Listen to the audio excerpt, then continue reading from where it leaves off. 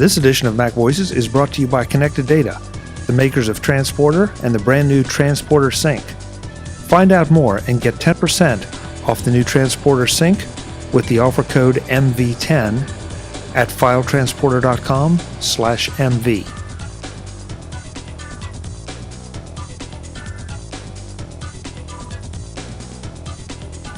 Welcome to MacVoices. This is the talk of the Mac community, and I'm Chuck Joyner. Folks, our guest this time is somebody that seems like the only time I get him on is after he finishes a book, because that's the only time he really has any time to be on MacVoices. Otherwise, he's an author, and of course we'll talk about that. He is one half of the Mac Power Users podcast, and he is also a practicing legal counsel. So you tell me when he sleeps.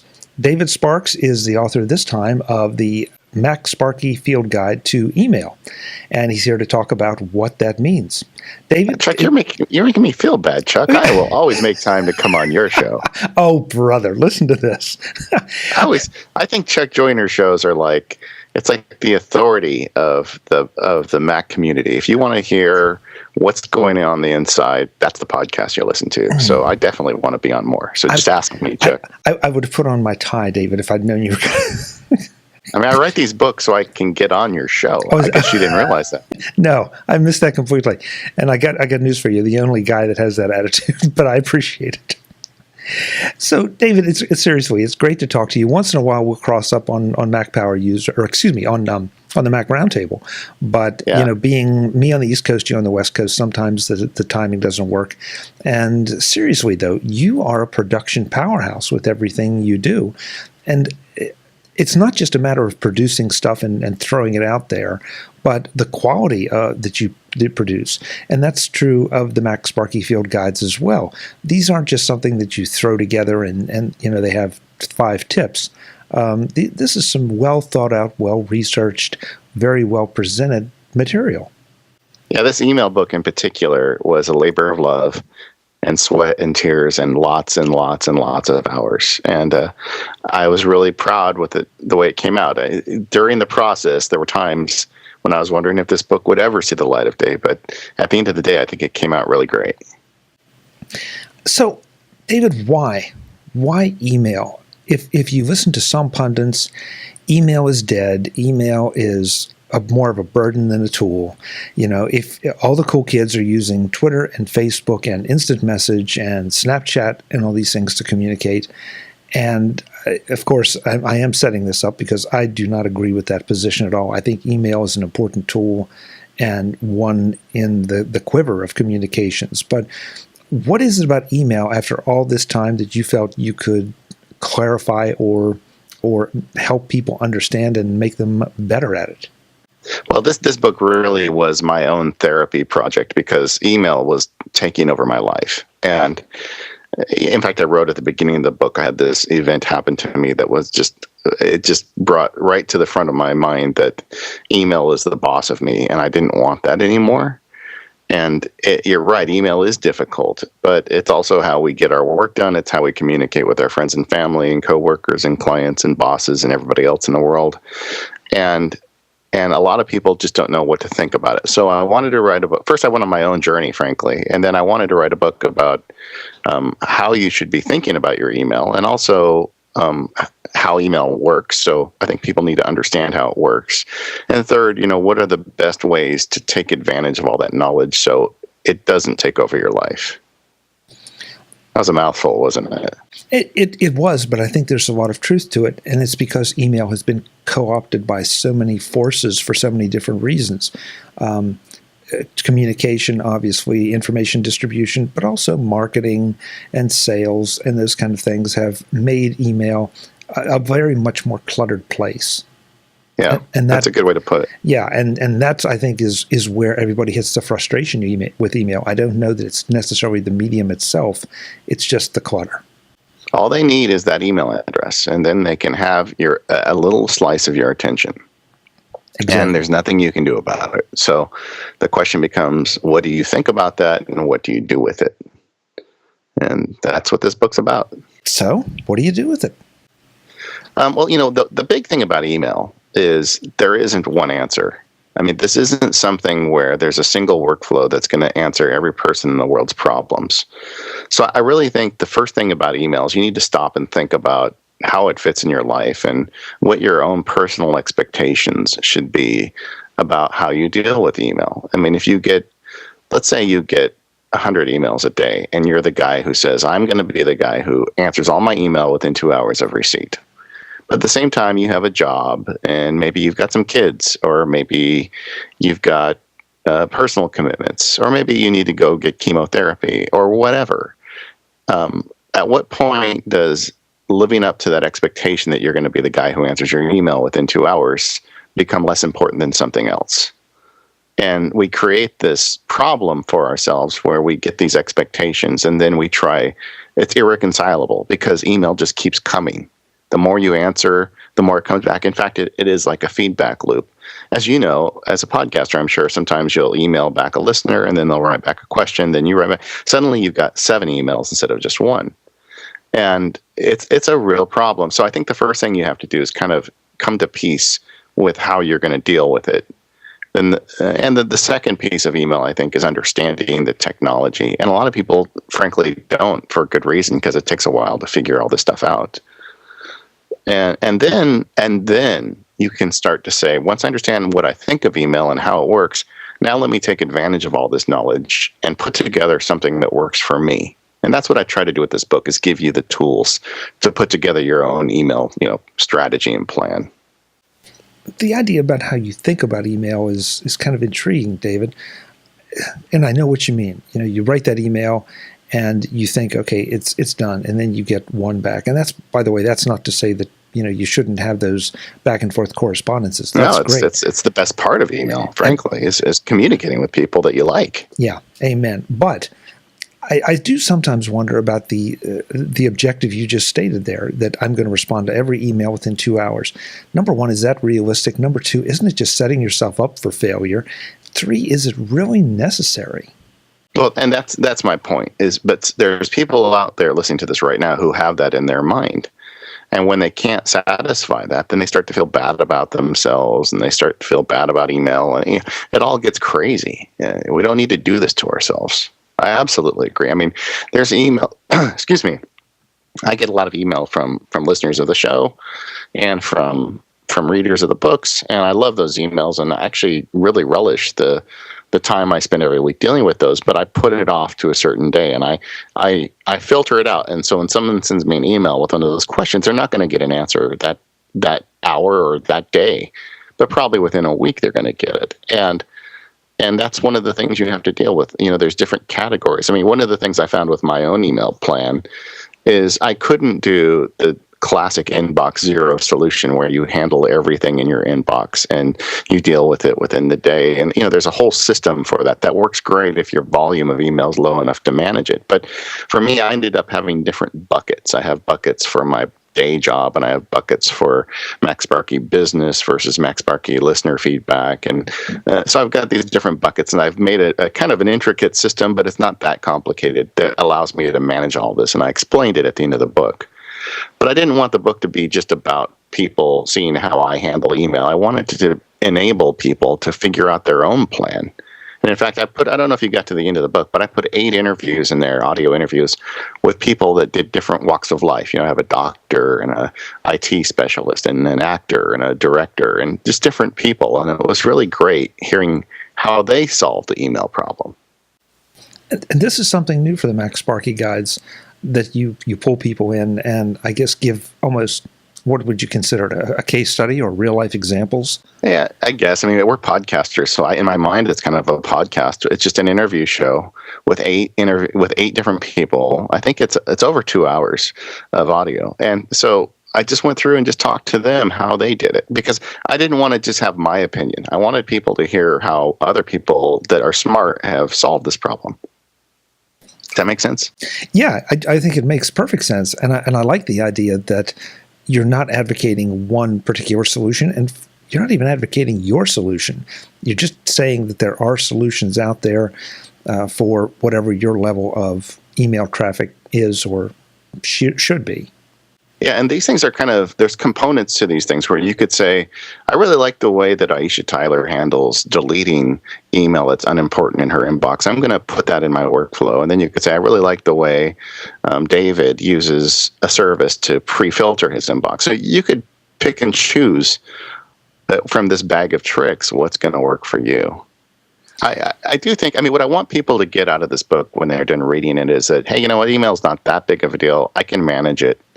And, it's no longer the boss of me. Without digging too deep into the book and having you recite the entire book here, you just brought up a couple different tools. A couple different issues. You brought up different tools. I'll bring up iDevices as mail management tools, but you also brought up filtering services and different things that you can do off-site or before your email even gets to you. Any particular thoughts on any of those, and as to who would use those and what problems they solve in particular? Yeah. So on the iPhone and the iPad, email filtering, right?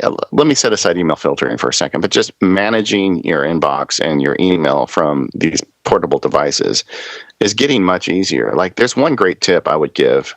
If you're using iOS 7 now and you have a message in your inbox, if you just drag it to the left on your iOS device, it gives you the ability to delete it, but it also has a button. I forget what that's labeled. I think it's more. Let me just open it up so I don't misspeak. But when you've got something in your inbox, and once you know, my inbox is actually empty right now. Yeah, it says more.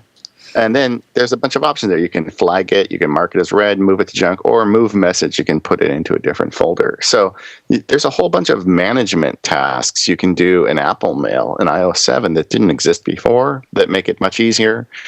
And then there's some great apps out there that give you some really powerful tools for managing email. One of the things I really like playing with as I was writing this book is this rich assortment of email apps on the iPhone that aren't made to replace Apple Mail or whatever mail client you're using, but to give you a certain component of email management that doesn't exist anywhere else.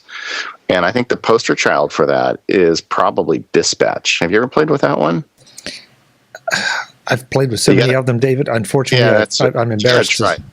I'm not sure which one that was or is. I think it might be my favorite because Dispatch allows you to take an email and quickly send it to an OmniFocus task or send it to Evernote. And I think it deals with like 16 or 17 different apps on your iPhone.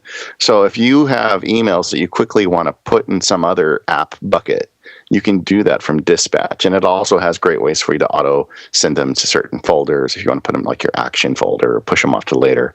So Dispatch is a really great app to use just to, like, if you've been busy for a couple of days and you know there's a bunch of emails in your inbox, you could open Dispatch and just rock through that thing with your thumb and quickly kind of get things back down to a manageable level. And that's not an email application. You can reply to emails there, but it's really not an email application. It's a way to manage a crazy inbox. And the idea that you could buy an app just to solve that little problem to me is really encouraging. It's encouraging, but I also have to wonder, when do I have an email problem big enough to justify buying specialized tools for it? When it's giving you angst, when you're having trouble dealing with it, when you're frustrated with emails, when you should start looking at ways to deal with it better. There's some great stuff out there. Another one that going to the service side, I really like this SaneBox service is one I use, and it helps filter my inbox. So I had this problem. I'd wake up in the morning, there'd be 70 emails in my inbox. And that's just on the Mac Sparky side of my life, not the legal side. And, I had, receipts from purchases. I had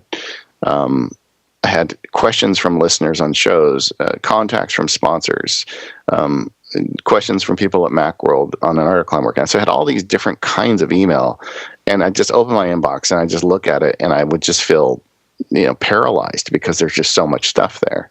And SaneBox does the service of auto sorting it for me. So it keeps only the things in my inbox that are truly important, and it puts the other stuff in other folders. Like it would put advertising inquiries into like the news folder, or feedback from listeners into a feedback folder. So it's very helpful for me. And I'm looking at your face, and you're not convinced, Chuck. well, no, I tell you why I'm not. It's not a case of not convinced, David. It's a case of I'm not sure. With my experience with filters has been about 80%. And the trouble is that the other 20%, I find important things being routed to the wrong places. So yeah. I have a little bit of a paranoia. No, I have a lot of paranoia of giving up that control to the filters. And I guess that's why you're seeing a little bit of a skeptical expression, because I'm just not sure. Maybe I just haven't hit the right combination of filters or really adapted them to the right purpose. Well, I'd encourage you, if that's something of interest to you, and not everybody wants a robot sorting their mail for them every day, but I love the idea. And if you're interested in SaneBox is a good one to try, because you can correct. You can go and you can say, hey, this thing in the news folder should have been in the inbox. You put it there, and the next time it is going to know that person gets in the inbox. So with a little self-correction, you're probably going to be just fine. But that's just one of the technologies available. And the good news of all of this is, where a couple of years ago, really none of these tools and technologies were out there to help us manage inbox. Now people are actively working on the problem, and there's a marketplace of ideas and services out there that's fighting for your dollars and your attention to help you manage email better. So I think this problem we've got something to look forward to here. That's encouraging. That's good to know. Yeah. So those are outboard filtering solutions. Do you have any onboard filtering solutions? Oh yeah, I am. For me personally, I use Apple Mail quite a bit, and one of the things I found out writing this book was I did a really good survey of all the third-party mail applications out there, and I gave Gmail a real chance to kind of take over for me. And at the end of the day, I found Apple Mail is really a pretty good application. And now I understand there's a lot of controversy right now with the way it handles Gmail, but if you're just using a traditional IMAP or POP mail, there are some really great services in there, one of which is these mail rules. And I've talked about this on the Mac Power users too, but the mail rules in Apple Mail on your Mac are really, really powerful. So you can have it always watching your inbox and do certain things. Like one of the tricks I shared in the book was what I call friendly spam. You've got someone in your life that's important to you that occasionally sends you an email you really need to read, but they also send you all those cruddy emails with pictures of cats hanging from limbs and that other stuff, right? So the first thing you do is you call them up and say, please don't send those to me anymore, but they can't help themselves, and they keep sending it anyway. And in my life, it was back when my mom was still alive, one of her neighbors would send me those. I kid you not, daily she would send me one of those things. But I wanted to get email from her if she wrote me about my mother, if something, if she had visited her and had some concern or something. But I didn't ever want to see those other emails. So what I did is I made a rule in Apple Mail rules, and I don't think there's any place else you could make a rule this specific. And it said if the mail comes from that person and is also copied to some stranger, because she would send these bulk emails to everybody on her list. So I looked for someone on there that I didn't know, and I'd say if it's to this person and that copy to that person, then just delete it. I don't even want to see it. But if it comes from her and it's not copied to that person, then let me see it. Well, Apple Mail rules let me create that mail rule. So whenever I got the email from her, I would see the important ones and the bad ones would go away. I think I have something like 60 or 70 rules in Apple Mail. It's completely insane, but it works. Well, insane maybe, but if it works for you. But I'm not sure a lot of us are really that anxious. I mean, I guess we're looking for an easier solution. We're not anxious to create 60 or 70 different rules. It's not that hard, though. I mean, in Apple Mail, all you do is open the preferences window, and it grabs the data from the currently existing mail. As an example, here's another example.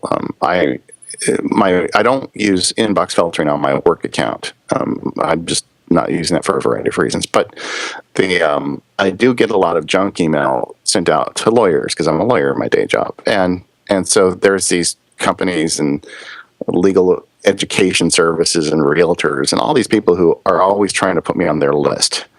So if I get an email from a person and I know I don't ever want to see an email from them again, in Apple Mail, I just open up the preferences pane, I go to mail rules, and I say create a new rule, and I say any email that comes from, and you click the from address, it selects the address from the currently selected message. So I could just put the domain of that current message in there and just say anything from that domain, delete it. And then I never see that again. Well, if that person is going to start sending me junk mail every 2 weeks, that's 24 mails a year I'm going to see from that person. And to be honest, I usually get more than one every 2 weeks from the people who do that kind of practice. And I know there's spam filters and other ways to catch this, but you don't always catch it. Once I put that rule into effect, it took me all of about 15 or 20 seconds to create, and I will never see an email from that person again. That feels pretty good. I mean, it takes I grant you, it takes a little bit of time to set it up. But when you do that, suddenly your email becomes a lot more manageable because a lot of the cruft is just gone. You never see it.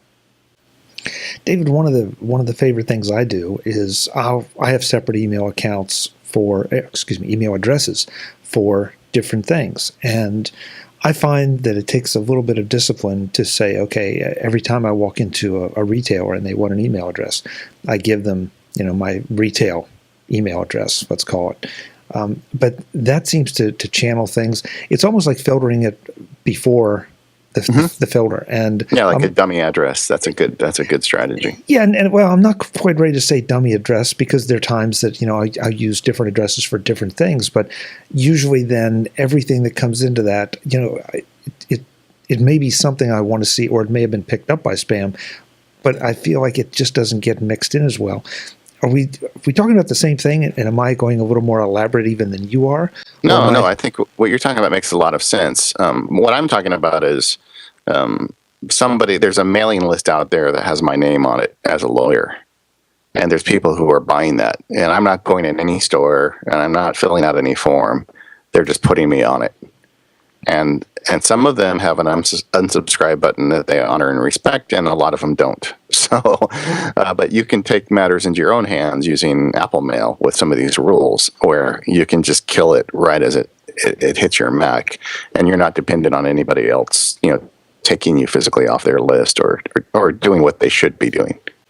Yeah, I have a theory about your mother's friend. I think that the reason a lot of things happen that way is they put people on their lists. They find out how easy it is to add people to their lists. Then they can never figure out how to take them off. Yeah, that's a possibility. and they just keep sending and sending and sending. Well, I mean, if you just think about before email, to send someone a message, you had to lick a stamp and you had to get an envelope. You had to do all these steps, and now it's just so easy. I mean, that's why we're all so frustrated with email, because the barrier of entry has been lowered so far that we're just sending each other way more correspondence than, frankly, we even need to. Now, that's interesting because I think that goes toward being a good email citizen. What is too much correspondence? I mean, is it still okay for me to say, "Hi, David," in the start of a message, or do I just dive right in and say, MacVoices, this time, this date, see you there? No, I don't think that's the problem. I think the problem is where you have repeated thank yous. Like if you send me a message, "Hey, you want to be on MacVoices?" And I write back, "Heck yeah." And then you write back and say thanks. And then I write back and say, "Well, thanks for saying thanks." And then you write back and say, "Well, thanks for saying thanks to my thanks." Then at what point do we stop? Yeah. It can get like that. And it's not the email between friends and colleagues that I think is the big cause of this. It's just the fact that strangers out there can get to you, and like the marketing people. And I actually put a whole chapter in there on spam because it's just such a big deal. But there's all kinds of spam. And even if you have the best spam filters in the world, you're still going to get people trying to sell you stuff through email. And I'm not so sure that's a 100% bad thing. I probably think it's probably around 90. That's a good number. Because once in a while there'll be actually something like, "Hey, that's pretty cool. I should go check that out." Yeah. But yeah, it is a problem that, the more times you give out your email address, even with the best of intentions, that you really want to hear from that retailer, they sell it, and then they sell it, and then they sell it, and pretty soon, you're being offered vacation homes in Tahiti. This edition of MacVoices is sponsored by Transporter by Connected Data. Your data in your own private cloud, safe, secure, and cost-effective. Visit filetransporter.com/MV to get yours. How much money are you spending on cloud storage for your data? Maybe a lot. Maybe none at all, because you're doing the cloud storage shuffle. No, don't worry, I'm not going to sing or dance. The cloud storage shuffle is when you have limited space on your cloud service and you have more data than will fit. That means you try to guess what you'll need when and where, then take data off the service and put the other data on, and then do the same thing the next week or day or hour. After a while, you don't remember what is where, or when you updated what, or what you've deleted and what you've saved, or which version is the current version. And one wrong choice and you delete something important, maybe something irreplaceable. And that's the cloud storage shuffle. Not exactly a night on the town. So you can spend a whole lot of money buying more cloud storage, and then spend that same money again next month, and the next, and the next. Or you can get a transporter, pay once and only once, and have many times the storage of that cloud service that you leave behind. Your data is available anywhere, anytime on your Mac, your iPhone, and your iPad, and is more secure because the transporter sits on your desk or at your office, not in some server rack somewhere. With Transporter, you get up to 2 terabytes of storage in a single compact package at a great price. Or pick up the even more affordable Transporter Sync, plug in your own hard drive, and put up to 4 terabytes of storage in your own private cloud. No more cloud storage shuffle. Now that's something to sing about. But I won't. Honest. For a limited time, you get 10% off a new Transporter Sync by using the code MV10 at filetransporter.com/MV. That's 10% off the Transporter Sync with the code MV10. Transporter, your data in your own private cloud. Safe, secure, and cost-effective. Thanks to Transporter for sponsoring this edition of MacVoices. I'm really careful about giving my email out to marketers. I mean, I'm not that careful in the sense that my email is on my website. I mean, anybody in the world can email me, but when I buy stuff, boy, I'm really careful about not giving them my email. David, back to the thank you thing, though. Another interesting twist, I think, is that we all feel obligated to respond to email. And there's some emails, first of all, you don't need to respond to, and some that you just got to get over the guilt of not responding because you are too busy and they are intruding on your time. Yeah, one of the first chapters in the book, I think it's chapter 3 actually, is what I call tactical email. And it's all about just dealing with stuff like that. Like, when do you hit reply or reply all, and when do you respond, and how just real basic email kind of fundamentals. And I really liked writing that chapter. It was a lot of fun because I had so many examples from my real life that were so demonstrative of exactly how you shouldn't be doing it. And they were happening to me every day as I was writing the book. So it was a lot of fun actually writing that chapter. But you're right. I mean, there are some basics that if everybody just kind of followed that playbook, we would have a lot easier time dealing with email. Yeah, but I guess, and the one situation I'm thinking about is, you feel guilty when somebody, in your case, in my case, sends us an invitation to review a product or look at an app or something. You almost feel guilty because they're obviously proud of it. They're obviously trying to get some attention for it, and it may just not be in my wheelhouse at all or yours. And I find myself feeling guilty that I don't even give them the time of day. And yet, if I gave them, even 10 seconds, 20 seconds, I'd be buried and in a week and a half. Yeah, they just keep writing. I just had that happen recently. I used to use a text expander snippet, and I still do on occasion, telling people, hey, I'm really busy right now, and I can't look at this. And then someone wrote me just yesterday saying, well, we launched our product, and we noticed that you chose not to cover it. Like, well, okay, well, now I'm going to choose not to cover it ever. Well, now that's an interesting reaction. We all make really easy. Yeah, we all make choices. Well, it was very snarky, though. So, okay, all right. Yeah. Well, maybe so, but and that too is, I think, something that the marketers need to be aware of. That if we choose not to cover it, it's probably not a good idea to try to call us out on it, because you're right. Then a natural reaction is, well, then maybe I'll never, maybe I'll just put you on a blacklist for email, and it'll go into the trash You can get a right special away. rule. Yeah. Get a special rule on Max Sparky's computer. Yeah, David Sparks number Rule 61. Congratulations, you made the list. We'll make a text expander snippet for that too. Yeah. I got your nut cover right here. So, what other strategies, David? What other aspects of email do you try to cover in the book? Chuck, I really try to go through the whole thing. Like I said, the tactical chapter talks a lot about things that people make common mistakes with the way they write email and how they reply. And then there's a lot of discussion in there about how you manage your email and folder management. I actually spent some time talking about kind of the inbox zero methodology. Then I also talk about, at great length, the Apple Mail on its various platforms on the iPad, the iPhone, and on the Mac. And then I have a whole chapter on Gmail, and I go through another chapter that goes through alternative mail clients, both on the Mac and iOS. I have a chapter that talks about spam, one that talks about security, and all these workflow interviews. So I really tried to give the reader an overarching knowledge of how email works, and hopefully by the end of it, they've read and listened to people talk about it enough that they can have in their mind their own personal email solution. And then there's also 36 screencasts. There's an hour and a half of video in the book too. So it's crazy. I cover it all. That's why it took so long, because I bit off so much with this book.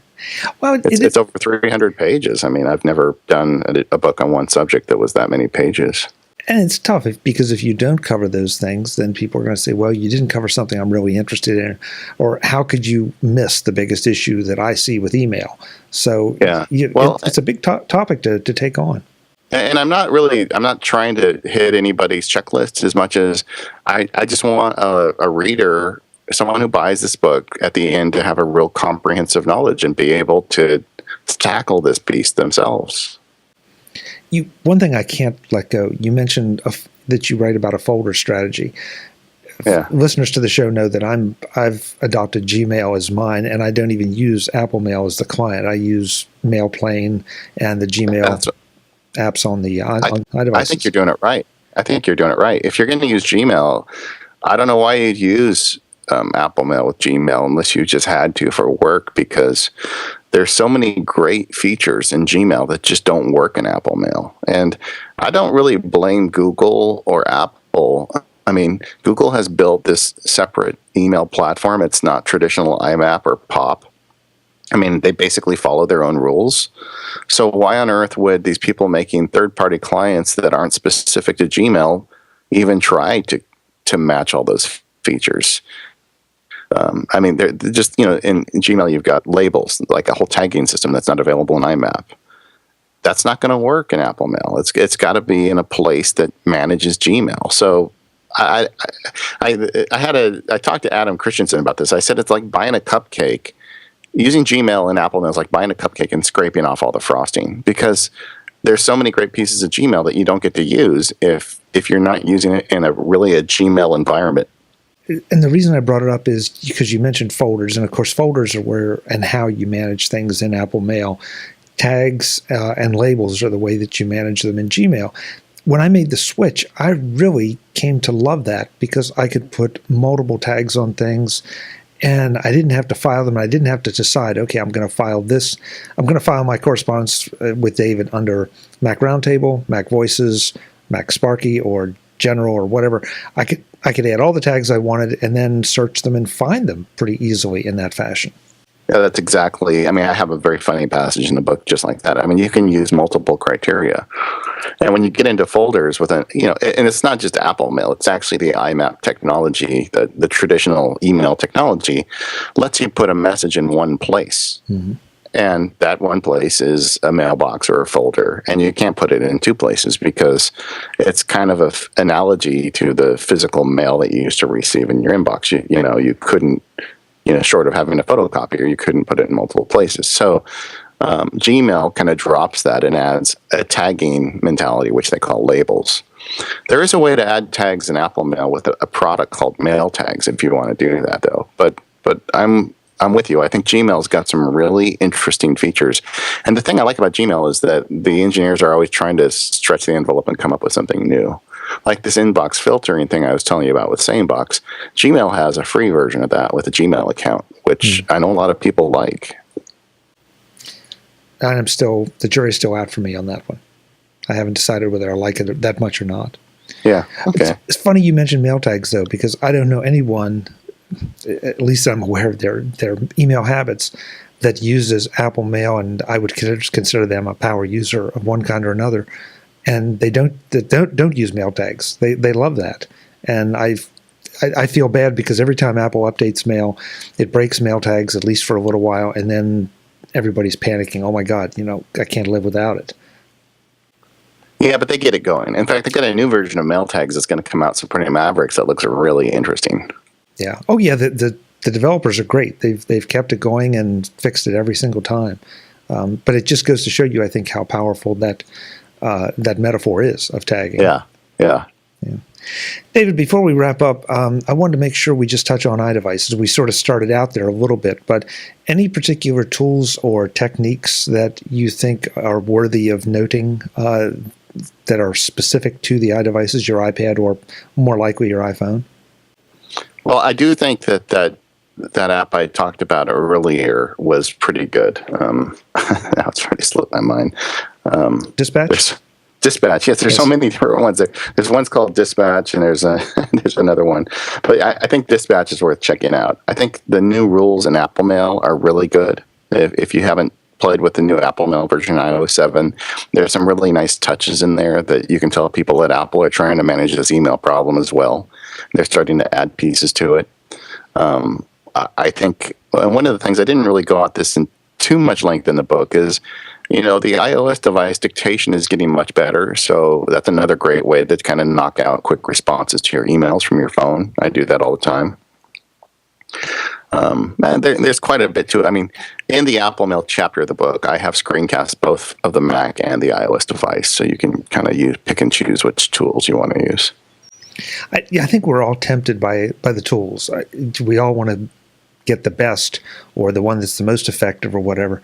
And at the end of the day, I think your approach is spot on, that you really have to look at your own case and figure out which of the tools works for you. Just because you're using something that David manages 500 emails a day with doesn't mean that that's appropriate for you any more than he would use your tools to manage 20 emails a day. Yeah, I certainly don't want people thinking that I'm trying to give them one answer. And it's really clear in the book I'm not. There's just, this is a difficult problem, and everybody needs to arm themselves up and go out and face it. And at the end of the day, it's not an impossible problem. No matter who you are. A message of hope from David Sparks. So where do we go to get the book? What formats is it available in? How much does it cost? We have to talk about all that. Yeah, the specifics. So the book is in 51 countries in the iBookstore. It's a iBooks author media rich book. It plays in both Mavericks in the iBooks app and on your iPad. It does not play on the iPhone because they just don't support that yet. And that's my preferred medium for the book. If you had a choice, I would get it there. You can find it at macsparky.com/email. That's kind of the home site for the book. Or you can just go in the iBookstore and search for David Sparks or Email Field Guide, and you'll find it. There is also a PDF version for people who don't have a Mac or iPad or live in a country that has the iBookstore. So for those people, you can get that at that same address, macsparky.com/email. And you get the... when you download it, it's a big download. It's like a gigabyte. And you're going to get a PDF file. And you're going to get a folder with all of the screencasts. And you're going to get a folder with all of the screenshots. And you're going to get a folder with all the audio interviews. So you're going to get all the same media, but it's not tied together with a bow in a nice package like it is in the iBooks app. So like if you read the PDF and you say screencast 3.2, you're going to have to go to the folder and find 3.2 and click on it. So I think the best experience, even though that's the one I make less money on, is the iBooks app. And if I had a choice, I would say everybody should read it on the iBooks app if they can. I think it's the best experience. David, it seems like iBooks have been kind of a topic around here recently. So let me just ask, as something of an aside, any reason you haven't gone with the EPUB or any of the other formats? You just have stuck with PDF? And I mean, why you picked iBooks is obvious, but PDF is just sort of a universal access kind of thing? Well, I mean, PDF is for people who live in countries or for one reason or another don't want the iBooks version. But if I'm going to have a media-rich version, I want to use the iBooks version. I love it. This book has, I didn't even mention, this book was illustrated by Mike Rohde. I had an illustrator illustrate the book. So I've got these gorgeous illustrations throughout the book. And I've got the design. I used a craftsman-inspired design. It was my own. So hopefully you love it. Or don't tell me. But I've always been a fan of like the green and stickily. So I kind of made a book with kind of that kind of, theme to it, which I think is kind of fun. And there's just things I can do with iBooks Author that I just cannot do with any other application. So, I mean, I love the idea that people can watch one page and then they can say, well, how does he do that exactly? And they can push a button and a screencast pops up and you can follow it on my screen. They can turn to another page and say, well, how does Rob Corddry deal with email? And you press a button and you hear an interview with him explaining it. I mean, that's, to me, it's like magical that you can put that into a book. Well, it's a platform for today. It's short of putting it on the web, and of course, then nobody makes any money, and you can't do that. It's the way that, well, you said it. It puts all the media together, ties it up in a package, makes it more accessible. It's a win for everybody. Yeah, I really like it. And the people at Apple have been really nice to me as I've been writing these books. They're always listening to my feedback about where I think they could improve the platform. I don't know. I've just had a really good experience. I feel like these books are something. It's just very important to me. It just feels really good writing them, and it feels like some of the best work I've ever done. And David, I think you're part of a class of new authors that are giving up on the old format of, well, we're going to rewrite the manual with better screenshots and a few more in-depth explanations. You boil things down. You take on topics that make us think a little bit. You give us some examples, but you don't necessarily hold us by the hand and say, this is the way you have to do it. And I really appreciate that format and that approach because it does make me think, and I think it makes me more effective at whatever the topic is at the end of the day.